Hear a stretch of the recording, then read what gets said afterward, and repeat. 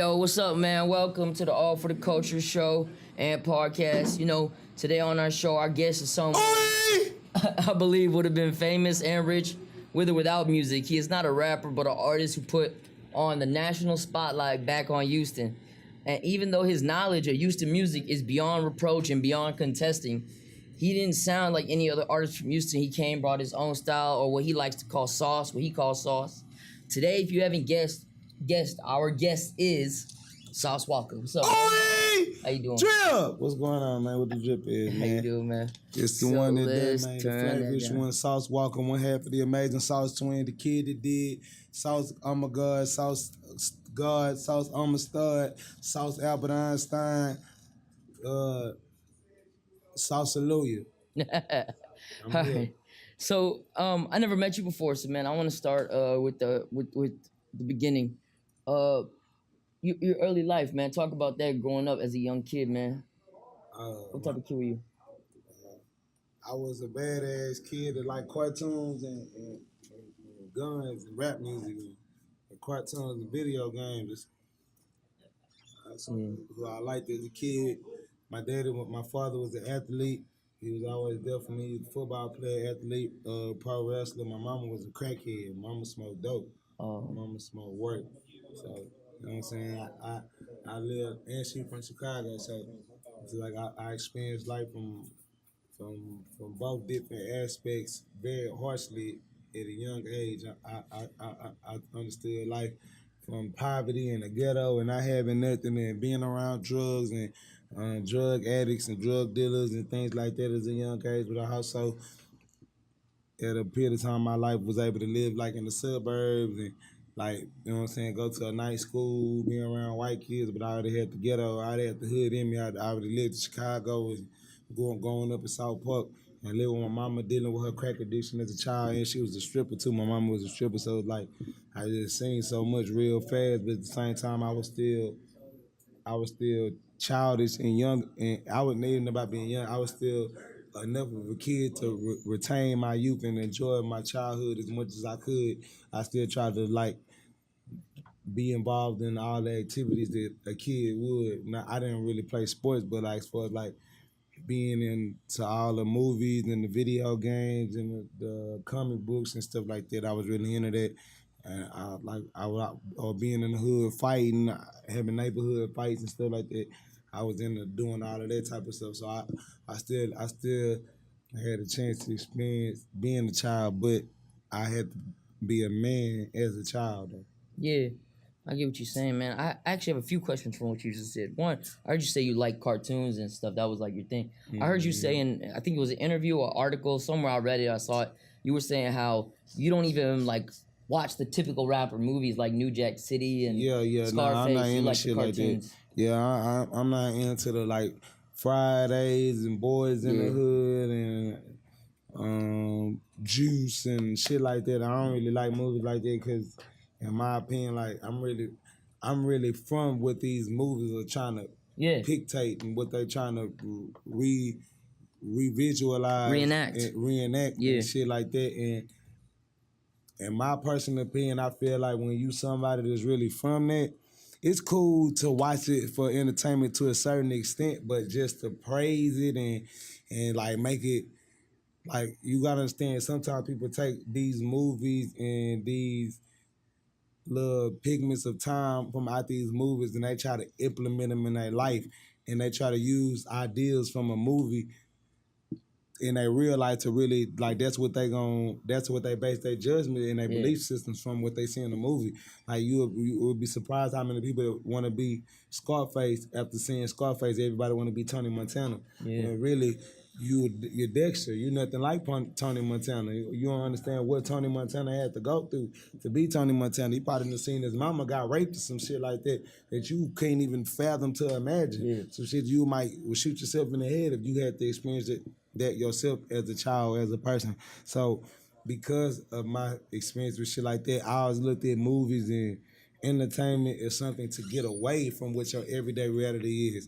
If my everyday reality is the struggle and gang banging and drugs and poverty and death, people killing each other, why would I look for that as a source of entertainment if that's already what I gotta deal with. You already seen it. All right, I'm seeing it, I'm living it.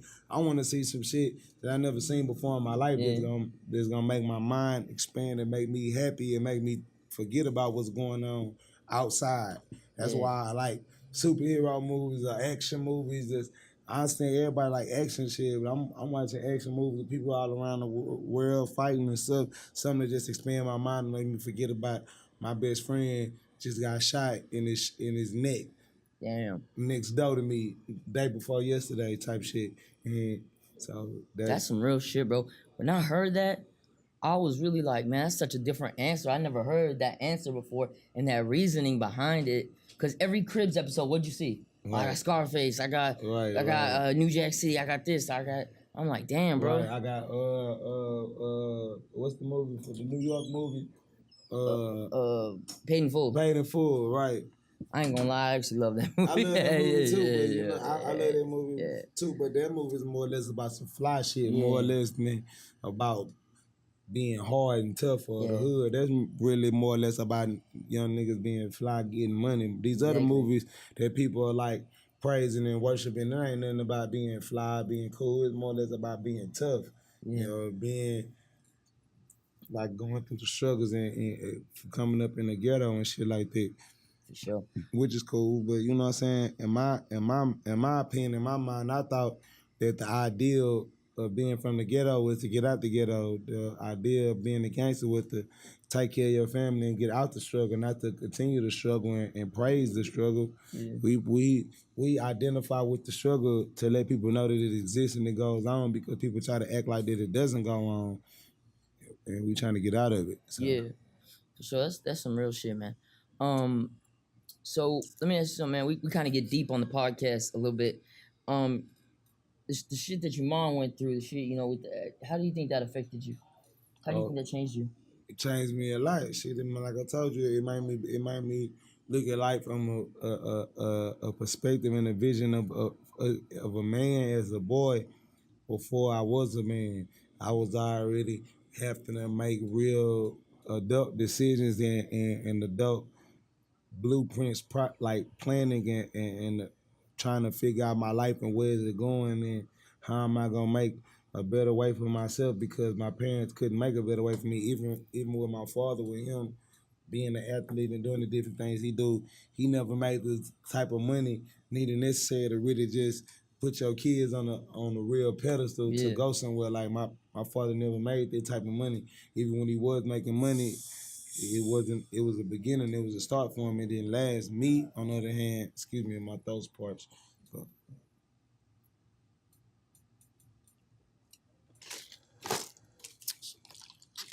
A little soda. But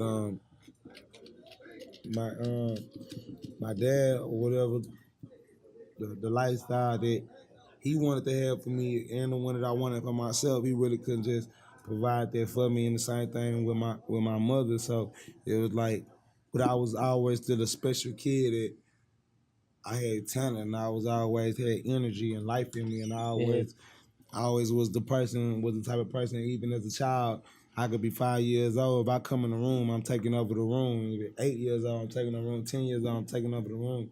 That was always just my personality, my character traits. It was always like that. So with that being said, it was like I always had confidence and belief in myself that I was going to be a star, that I would do big, great things. But at the end of the day, my everyday reality wasn't that. My everyday reality was, you know, my mom in the kitchen shooting heroin up and shit like that. But at the same time, she would still do her best for me to try to raise me, try to keep a job, try to keep steady income and something going on to where we could come to have a better opportunity, but it didn't work out like that. So like, then my mom went back to Chicago on me too. So like after I was probably about 10 years old, I didn't see my mama again until I was 18. Oh wow. So from like really like 9, so from like 9 to 18, I didn't see my mama on 9 to 17, I didn't see my mama for like 10 year stretch. So it's just like, man, you gotta think, growing up as a black man in America, the typical family or the single parent family that you're used to dealing with is a mother and a son. Yeah. You used to seeing young black men with their mom and the father not being present, the father not handling responsibilities. Yeah. And my situation, it was different.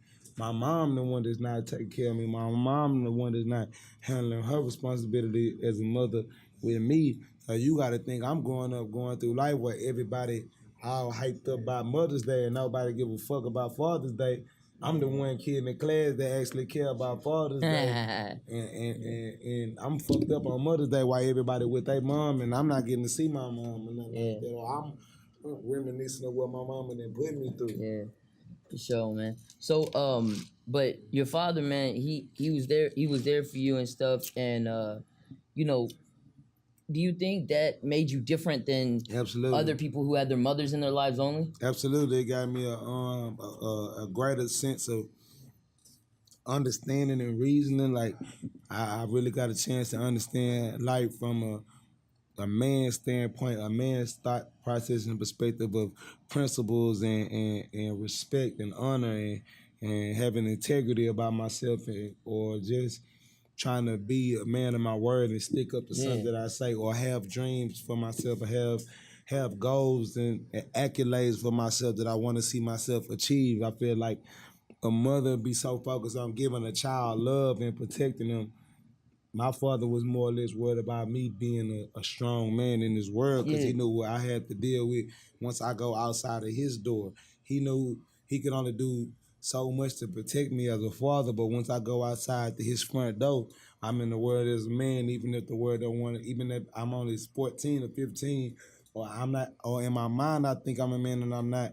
The world is gonna treat me like that because I'm a black man and I'm a cops gonna treat you like that. Right, too. The cops gonna treat me like that because of my skin and because of my heritage. So he was a person that just always made sure I was aware of that, and I always made sure I was aware of how to have intelligent conversation with people, look people in the eye, firm handshakes, trust, respect. I mean, there's so many different qualities and shit about being a man that, as me being a young adult and dealing with younger kids, younger dudes, 15, 20s, and they never had no father figure in their life. They don't got that sense of discipline or understanding, or when it comes to situations where like people having conflict or confusion, they don't necessarily know how to defuse a situation with conversation or how to have a understanding with somebody man to man. They don't know how to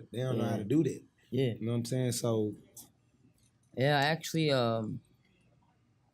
we interviewed some rapper from Dallas that said they all had a conversation or something, and I respect that. When he told me that story, I was like, that's some real shit that dudes could just have a conversation and squash it like that.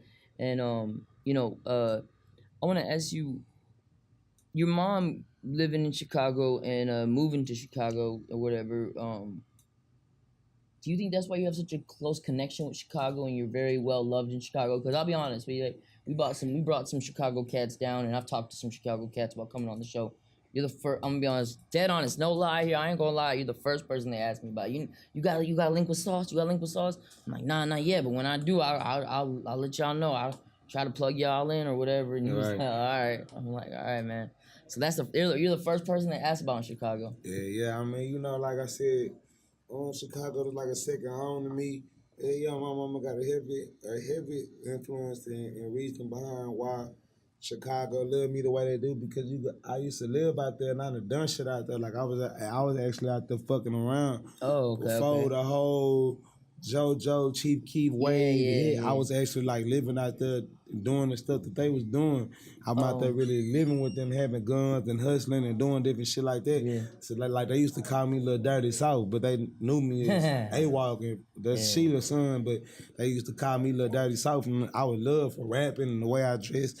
I had sauce before I was calling it sauce. I had trust sauce. me, I heard. You know I heard from people. Right, I've been tripping I've been just a different nigga in Houston. I've been just like this since a child. So it was like when I left Chicago, when I came back to Houston and I was doing my rap thing, I already had like a big ass section of people in Chicago watching my life from social media and watching me in Houston, like rooting for me, like believing in me, like knowing it could happen. So then when it happened and I do blow up and I be this big rapper, I got a whole block in Chicago that's spreading it.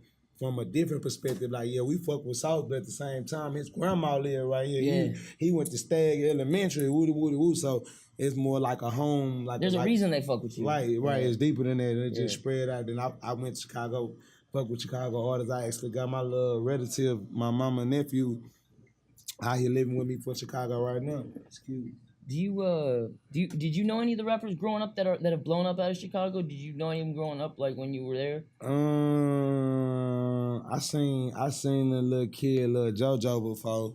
Okay. When he was a kid, but like I stayed right around the corner from Lil Durk as well, but I never seen none of the like real artists that just really just blew up out of Chicago. I never really seen them before.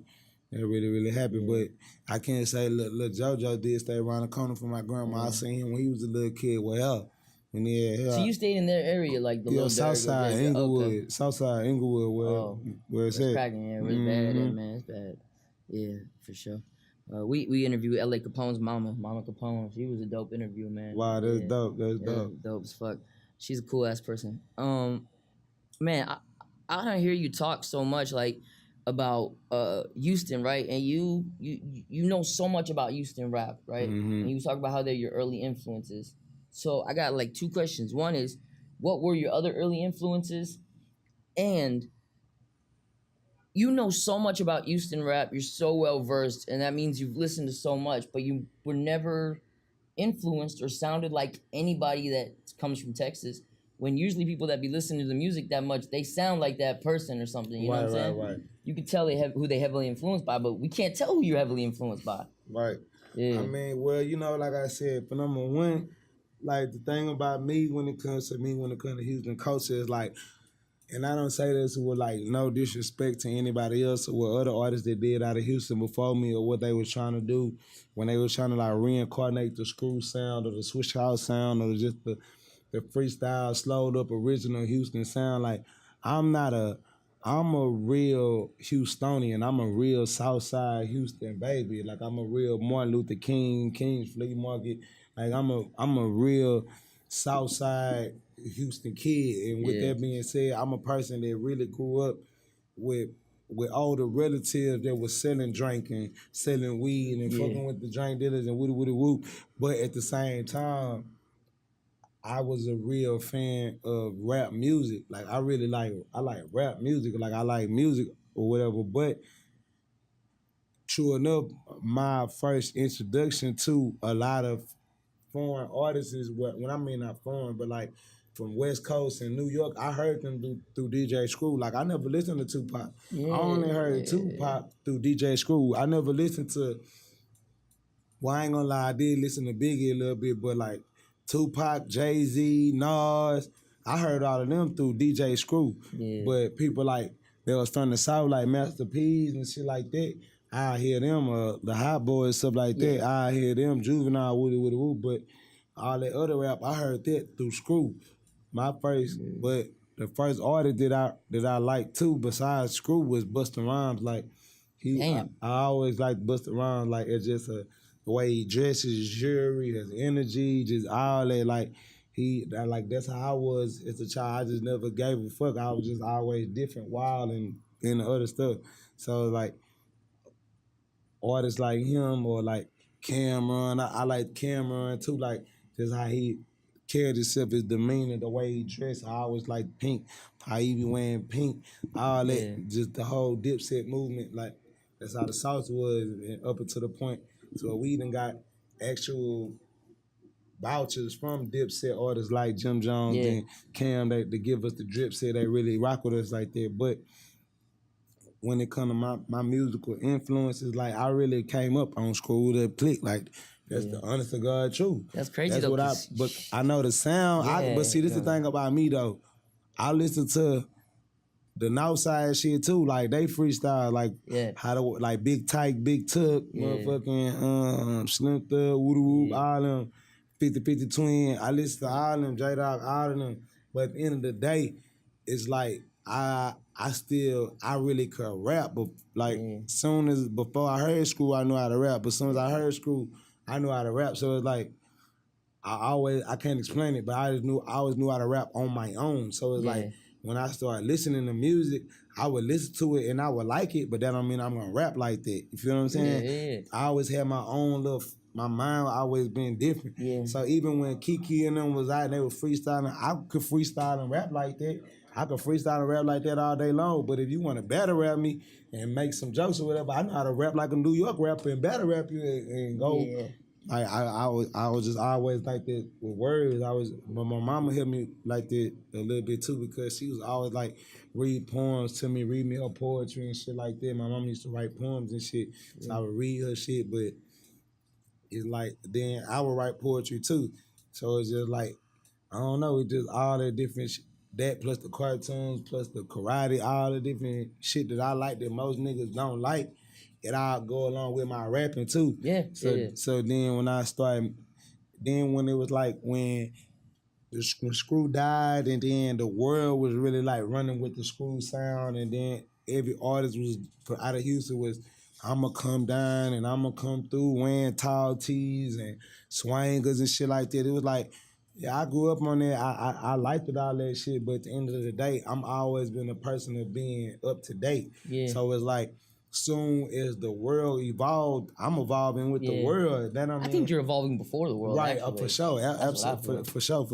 But that's like now. I'm saying then. Yeah. Like I'm saying what made me now. Like now, for sure. Now I be trying. I'm ahead. I be trying to be ahead of the curve. Yeah, you be ahead because everybody be kind of following your flows and your patterns for people, and it's crazy that you listen to all that music. But when you say Busta Rhymes and Cameron, now when I see it, I can picture it. Like I can understand. Okay, I see that in the way, that your whole energy and everything, and the way you dress and everything. But I been was wild though. Like I'm the type of nigga watch Jackass all day and then go try to do with Steve-O and I ain't doing that. That's some white people shit. I can't do that. I fuck with white people shit though. I can't do that shit.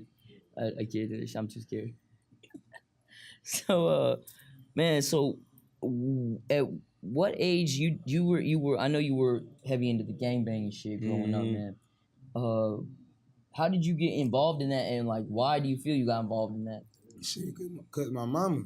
So I understand that I got in Peru because I was living on Fungin and Quail Run apartments between Fungin and West Airport and Belford. Yeah, for sure. In West Belford Airport or whatever. That's why I was staying at, and like in the apartments, the whole apartments, Quail Run apartments, it was a blood of apartments. 5-9, like the whole apartment complex was blood, all in one set under my big homie. That not my big homie now, but at the time when I was young, like him, PJ, Chris, I still know all the brothers to this day. Like 7 brothers, they all fat now, but I know them all to this day. They all stayed in the apartments with me when I was a kid, when my mama was living there or whatever. And long story short, like I said, because of my mama addiction, like she'll owe niggas money in the apartments, or she'll just have all different type of crazy shit going on, where people will come kick in my door and steal. One time somebody threw a brick through the glass window and had a note on it, just all type of just unbelievable shit I was going through as a child. And it was like, because I could rap, you know what I'm saying, and I was a cool ass little kid and I could rap, all the older kids in like whatever neighborhood area I lived in, they always like had a special love for me because I could rap, I could freestyle. I'm the nigga that got the little karaoke machine rapping and shit. So they always showed me extra love for that. And one of the times that my mama had a situation, the Bloods in my neighborhood had handled the situation for me. And I didn't even know what the fuck. I'm 10 years old. I don't even like know what the fuck is going on. I just know my mama said there was some shit going on and I'm scared. And all I know is them, but I don't even know how to tell them what's really going on. I just know how to say there's some shit going on. And they was older than me. They was hustling too, so they ended up beating up the dude or whatever that my mama had the situation or whatever with. And ever since then, I just had a special love for Bloods because of that, because I knew that they was all Bloods. They all wore red and whooping. When I got like 13, not even 13, when I got like 12, this probably happened when I was like 10. I was in like 4th, 5th grade, that's when this happened. So when I got like in the 6th grade, I was ready. I wanted to be a blood. I wanted to do what they was doing because I felt like the five was helping me. That's what I believed in. That's what I believe. So I found my own circle of bloods that was like them, that I didn't knew them, and I brought them my little partners and brought them to the circle, and we got down and kept doing from there. So I got my rank up. Sure. If you don't mind, man, talking about this, I didn't even know this. And that's the smart thing that I feel you did, that I didn't even know this, that about the trade day thing. I learned that from Zach TV. I didn't know that. I really didn't know that. Like, and so let me ask you something, man. My question is, if you could talk about it, what happened, and did you settle everything? Like, are you in trade day cool? Are trade day. Are you in trade cool? Yeah, me and Trey, we good. I mean, Trey the one who invited me to that. So, okay. You know what I'm saying? Yeah, but it was just a misunderstanding. It was just, it had nothing to do with Trey. It had nothing to do with them. It was some street shit I had going on at the time when I was young. So, and I was just invited as a rapper, like, cause I said I've been a big rapper. Yeah. So I was already a popping rapper. I already had like a little name for myself. So you didn't feel some type of way about it, like, man, you messed up your event, or you know, it is like it is what it is, right? It is what I mean. You know, it is what it is. You gotta, you know what I'm saying? Yeah. It is at the end of the day, you gotta defend. Everybody gotta defend themselves. You can't. Yeah. If somebody try to do something to Trey, he gotta defend himself. Yep. That's life. Yeah, for sure. Well, I mean, yeah, you're right about that. I can't argue with that. So, man, so. I want to talk about the Sauce twins. How you met your brother Sancho Saucy. Y'all not blood, but y'all blood. We blood. We everything. Yeah. Okay. We all that. Okay. We all that. So how'd y'all decide? How'd y'all decide to take rap seriously, and how did this come about? How did this all decide? Like, man, we gonna do this rap shit together. Huh? Like, how did y'all decide we're gonna do this rap shit together? Like, Well, he ain't been rapping, but I've been rapping, and he been with me my whole life, just with everything I've been doing. Yeah. He was always there, and at first he didn't care about rapping, but whatever I could do, he could do it. Like whatever I want to do, he could do. Whatever he could do, I could do. That's how we just always been. So whenever he just picked it up and started doing it, he was good at it. And I told him, like, nigga, you could be as good as me, like nigga, you could, like, nigga, you hard. Like, you just gotta do this and that. And shit, he started doing it. But we was out, that was like way before the Sauce, though. Like, that was way before, that's when we was mobbing. But when we started dripping and we like got off the game banging like that, and we got on like getting money and fucking with girls and getting money and just doing other type of shit. Once we just elevated, we started talking different, thinking different. Yeah. We dressing, we wearing button-up shirts. We just started moving different because we get money now. And we just took that and started rapping with it. Instead of rapping about all the street shit, we was rapping about the street shit, but now we rapping about this house, like how we living now. Like we graduated from that street shit, that shit little boy shit now to a certain extent. And you can be the toughest nigga in the world. If you ain't got no money, you a peon. Yep. You could be Mr. Macho Man, Randy Savage. You could do all that shit, but if you ain't got no money, you a buster. You work for somebody. You feel me? So once we realized that and we start acting upon that, it's like the city really fell in love and got behind and supported our movement because they knew us before the Sauce. Yeah. Like how you would shit you talking about, stuff you bringing up, they know about that and this and that and more and more and more. They know A-Walk and Bullet. They know me as A-Walk, Sancho as Bullet.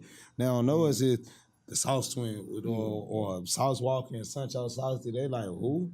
But I know these two niggas though. I know these niggas from real ass niggas. So whatever they doing, let's listen to what they gotta say. Exactly right. Like they gave us, we had an automatic chance because of who we were in Houston. Damn. We was already known. So when you rapped about it and the shit that we rapping about is all shit that people can relate to, and you can talk to somebody in the room like, oh, I was there when that happened. Oh, I seen them doing that. Oh, I seen them over there with the Whoop Hotel Room. Oh, I seen them on this and that. Woo. Like, people can relate to what we rapping about, so it just made it all come true versus to then we rapping about something that's completely different that people never seen or understood before, versus to everybody rapping about with old cars and swangers and what the next person doing. Yeah, you know yeah, for sure. So I saw B King interview on Say Cheese, right? Yeah. And he was asked about you, and he said something very interesting, which is he said like in your when you meet Sauce Walka before he was like Sauce Walka, he already knew he was gonna make it. He was confident. Right. He already had but your style was so different. So how did you still have that confidence that, man, this style nobody heard of, but it's gonna work? Shit, because at the end of the day, it's me. Like, I know myself. Whatever I do, like how you just said, I could have not been a rapper at all. I could have been an actor. Yeah. I could have been a TV personality. Yeah, I could have been I could have been an athlete. I could have been a bunch of different shit. I'm just a person that always was assertive and confident in myself. Cause I'm one thing about myself. I never been a person that I never been a liar to my, like, I go like, I'm a realist. I put it to you like that. I'm a realist. I really look at life for reality, like for what it is. So as growing up, I never asked nobody to feel like I was funny. People feel like I was funny because they feel like I was funny. I never asked nobody to like my music. I never asked nobody to like me as a rapper. I never wanted a person like, hey, bro, listen to my CD. Hey, bro, check me out. No, I just rap. I just rap and make music, and then I'll be in a room with 15, 20 people, and they all go crazy, and they say, go get in the studio, go record that. I don't feel like, nah, bro, you need to record that. I was one of those type of people. I don't force situations. I make situations happen and become and grow organically. And I feel like by me knowing that, when I was a boy, it was like a thing of like just belief and hope and dreams, but at the same time still having confidence and knowing that I do have skill at what I do. Like when you're a basketball player, phenom, or a phenom pianist, you may not know that you're ready to compete on a professional level, but you do have some understanding that I'm good at what I do. Yeah, for sure. So once I grasped that concept and that understanding, I just really exploited it and took it to the max. I feel like I knew how people dress. I feel like I knew how I dressed. I know the reaction of how I dress, so I'm gonna do this like this better than the next person. And I just kept applying that same thought process to everything I was doing. For sure. Let's talk about some other things real quick. Say Cheese, you said all right, come on. Say Cheese, you said you never asked for a feature, right? Is that still the case right now at this present time? I don't ask nobody for no feature. Still. Damn. Any artist I do a song with, like, salute my brother, Chief Keith Sauce. That's my little brother. His brother, I fuck with him hard. Yeah. I never asked that man to do no songs though. That's dope. Chief Keith reached out to me and salute to Ball Out, Tato, them all my little brothers. Like I fuck with them hard. Like tough Sauce Glow Gang, Sauce the Glory. That's the story. That's our whole little slogan, all that. But like how you said, they was like a part of the whole Chicago fan base that really like loved what I was doing and knew my story, knew about my mama and the block, all that woo. And they just was fans of what I did. So Chief Keith reached out to me and like, bro, I love you, nigga. You go crazy, nigga. Nigga, come fuck with me. We need to link up, work. So that's used to be the story with Lil Boosie, Meek Mill, whatever artists I work with. When they reach out to me, I said I don't fuck with other artists, but I just be so on my movement and my brothers. Like I listen to me and my brothers. That's how I am. Just like when Screw was out, like I told you, all I listen to is Screw. Unless you do something really amazing and just far-fetched that made me like want to tune in. Like Cameron wearing pink, Busta Rhymes not having no common sense, just being a nut, idiot. I fucked with it. So shit like that grabs my attention. Yeah. Man, Sauce, I gotta say something, man. I was disappointed when I bought the new mixtape and the Gang Memory song was not on there. What? Which one? The Gang Memories. Sauce Father.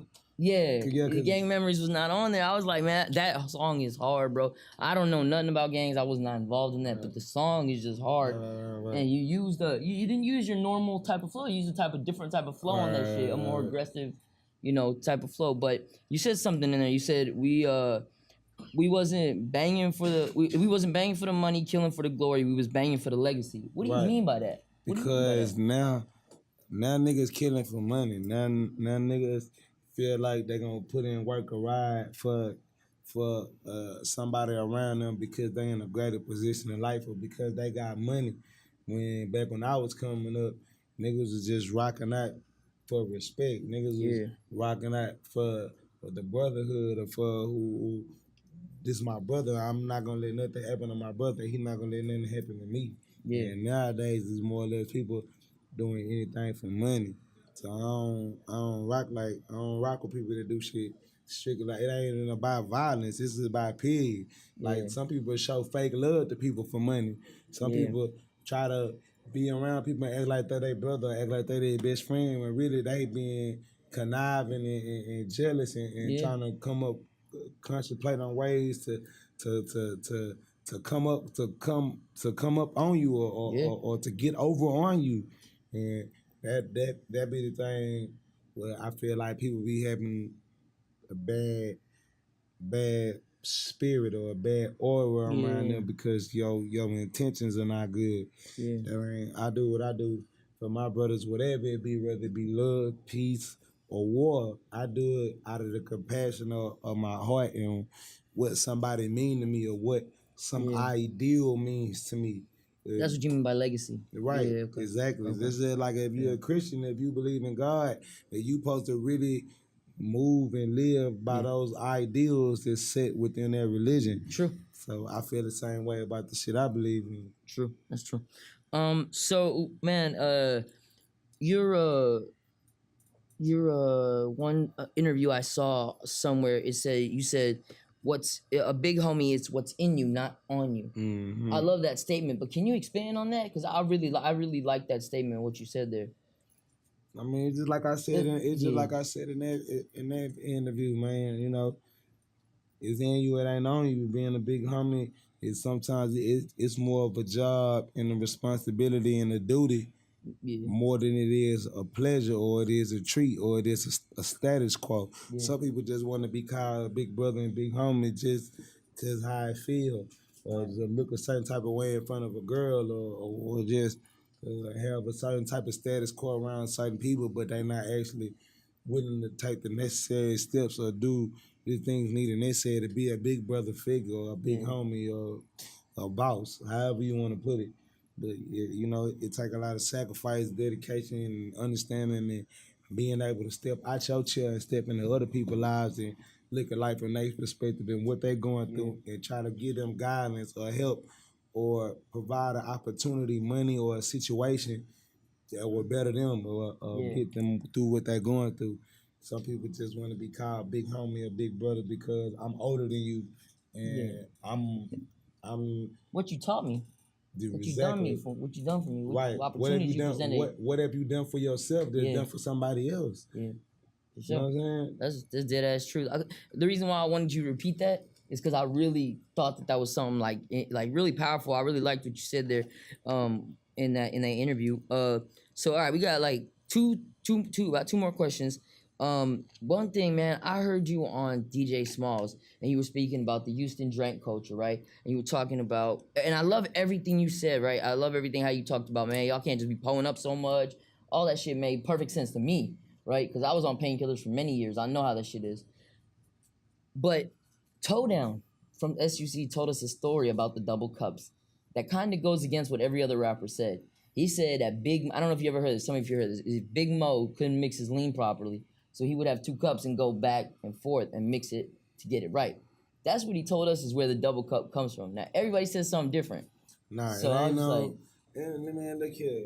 You could record this, and you can show this to Toe Down. You can call Toe Down when you leave. Hey, man, look here. I know Mama Mo, Toe Down, R.I.P. Country, White Boy Country. Yep. Toe Down, Toe Down know country. You know country. Okay, then that's all the real drink sippers, pint holders, all that, man. I told you, I'm a real Southside baby. You see what I'm saying? Yep. To where I'm a part of the culture to where I was able to recreate the culture because I was so much of it. Yeah. I couldn't come out the same thing as the culture because I'm really from that. That's what I said. I said like you know it so well. You know it's right. like back of your hand. Exactly. So with that being said, the main two reasons why this was invented is because this is a portable cooler. Yep.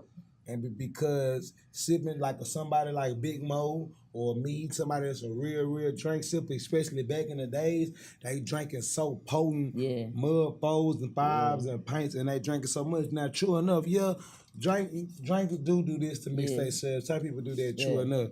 But this right here, it's because it got sticky. Man, comes from the cup. Hey, man, because this cup right here gonna get real soft and real solid. And you gotta understand, this 10, 15 years ago, I guarantee you whatever technology and whatever they're using to make styrofoam cups is not the same now as it is then. So all of that played, and the drugs is way stronger then too. Yeah. So like it would really wear down your cup and make your cup real watery and thin. And the double cup thing didn't exist then. So dudes would be walking around with a moldy cup or looking for a new cup, like not moldy, but like soggy. Okay. Not moldy. Okay, I was like a soggy, soft cup. So that pops a hole, something like then that. The cup steady going watery, getting watery. This right here, your cup lasts 4-5 hours, 6 hours like a cooler. Yeah. Like now people got Yeti cups. Have you seen those, since those Yeti cups come out, those cooler cups, a lot of dudes don't even have double cups anymore. So if that reason was the reason for it, then a Yeti wouldn't be the reason why dudes don't want to have double cups anymore. For sure. No, that makes sense. I knew the reason. I was just trying to ask it again. I feel what he's saying, but then you gotta understand too, some people like toe down, no disrespect, but some people like toe down other people who kind of got hands-on view, perception of the whole lifestyle of what's going on in the school, but at the same time, I was 1 foot in, 1 foot out. Yeah. Because at the end of the day, you was in, but you can never be all the way 2 feet in like somebody like this really from this hood, that's really from South Park, or like a Lil Kiki or the other artists that's in the screwed up clique. Like how there's certain level of friendship that they had. Yeah. You know those certain rooms, you know, everybody say, yeah, you the drink man, you the weed man, you the woody wood man. But at the end of the day, we the clique. Yeah. You know what I'm saying? Yeah. So at the end of the day, you always gonna get treated like an insider, but you still gonna be outside. Yeah. So when I say that to say, you got certain people that think stuff like, oh well, you know, I was there and I was around, and you know, this happened. The whole world drink because of Big Mo. Big Mo, the first person to ever drink.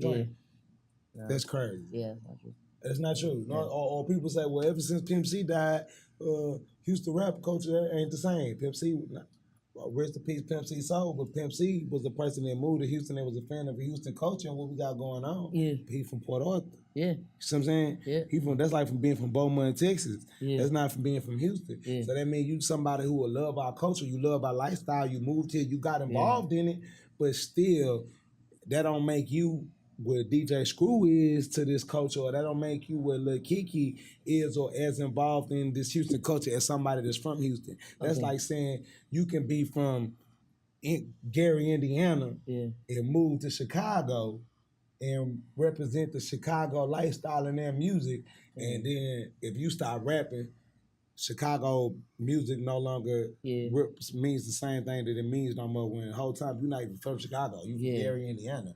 Yeah. Where does that make sense? You see what I'm saying? Yeah. Some people get that type of perception about it, and that's how they make up these weird opinions. Like, well, drink, if it wasn't for Big Mo, nobody would be sipping drink. People would sip and drink 15 years, 20 years before Big Mo ever picked up a cup. Yeah. I'm not saying that the screwed up clique and Big Mo didn't drink worldwide after Big Mo said.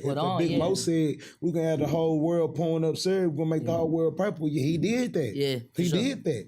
Yeah. But sipping, drinking, pouring up was already a lifestyle and the culture that's been going on in Houston since the 80s. Yeah, for sure. All right, so this is our last question, man. We're gonna wrap it up. One, I want to know how the Jim Jones feature happened. Obviously he called you because you don't call for features. So I want to know that story, because that's that's different, but it makes sense because now the Harlem thing and stuff, and you kind of saying you were influenced off Dipset and Cameron. And then also I wanted to know your 3 top features that you would like to do one day, dead or alive, if you could work with anybody. Oh shit. Okay, well, like I said, like my main influence really throughout my whole life always been myself and my imagination. Like I just got a fucked up imagination. Like my perspective and my vision on life is way different than the average person. Like the way I see matter is different. Okay. So with that being said, like I always like when it comes to the cameras and like the whole New York style of rap, East Coast and all of that. It's like there's different things about every part of the world that I like. Even Japan and China that I picked it. Look, I like this fashion. I like this tone of voice. I like these types of beats. But at the same time, if you put this style of rap on this style of beat, it'll go way harder. They should do it like, feel me? People should put lyrical rap on trap beats, put trap beats on lyrical rap. Ooh. I would just be thinking like, I just thought about it like that. So when it came to Jim Jones, I rock with 50 Rich. That's my bro from the Bay Area. You know, okay. Big artist out the Bay. 50. You should do an interview with him. Okay. 50 Rich is my brother. FOD. I rock out with him. I be working with him, and he used to be in a situation with Jim Jones or whatever. They had a situation together. Okay. So Jim Jones had already was following my movement, but me linking up with 50, that made it closer. Now we got a connection between us, a mutual person that we both rock with. Yeah. So he got on the movement that much stronger because now I'm rocking with somebody that was a part of the movement that he had with Vamp Life. And I did videos and shit and worked with him. So it went from him leaving comments on my page to me being in Miami and he like link up. Because he live in Miami. Yeah. He like the man in Miami. Jim Jones, like even though he from New York, he the man in Miami. So I link up with bro in Miami and from there it was done. I don't never go to Miami and I fuck with him. So he just worked and did music. And I told him like it'll be an honor for me to do it because I'm trying to represent the Dipset culture and the lifestyle that they started, but from a southern perspective and from Houston, still screwed up and drank that how we do. Yeah. And Jim Jones used to live in Houston. He had a club in Houston. Yeah, so I remember, it just made him love me that much more because it's like, this shit like a dream come true, like a little nigga from Houston. I love Houston. Yeah. A little nigga from Houston come up with Sauce like... He fuck with Houston hard because he fuck with Flip too. Right. He fuck with Flip. They had a whole mixtape and all that with the Super Bowl and all that shit. Yeah. And like how you saying, them niggas being from New York, they not expecting no nigga from Houston to dress like I dress and act like I act and rap like I rap. So that shit fucking them niggas up. Yeah. It's like shit, I was the person that I would just throw shit in rapping that I had nothing to do that I ever heard from music. Yeah. Like certain voices that I heard from video games or voices that I'm hearing in my mind or movies are just crazy ass shit and I'm putting it in my music. And I know that when it comes to the street shit, there's so much in the streets. It's like the average rapper, they trying to look hard. They trying to look street. They trying to look still. I don't give a fuck about done that. I'm old. I'm trying to have fun. I'm having fun. I know trying to have fun. I'm having fun. Yeah. So the fact that I'm willing to... That's true. I don't see you in too many pictures trying to look hard. So you always doing poses and really having fun. I'm really doing it, man. I'm really shooting guns. I don't gotta... I like that. I'm not doing that for publicity. Yeah. Publicity. That's respect. Like feel me? Nah, man. We having fun. I'm enjoying life, and I'm trying to show that to the kids and show that to people that's growing up in the hood. And just because you growing up in the hood, that don't mean you can't enjoy being a kid or like games or like life or like toys or like all that. Yeah. You know what I'm cartoons and all that. Man, that's dope, man. So I appreciate you coming by today, man. So, yeah, man. So you can check us out. I don't get splash, fucking ass. You can check us out at www.all4theculture.com. You can check us out at All for the Culture Show. And you can check me out everywhere, Twitter, Snapchat, and Instagram at Hip Hop All for the motherfucking culture.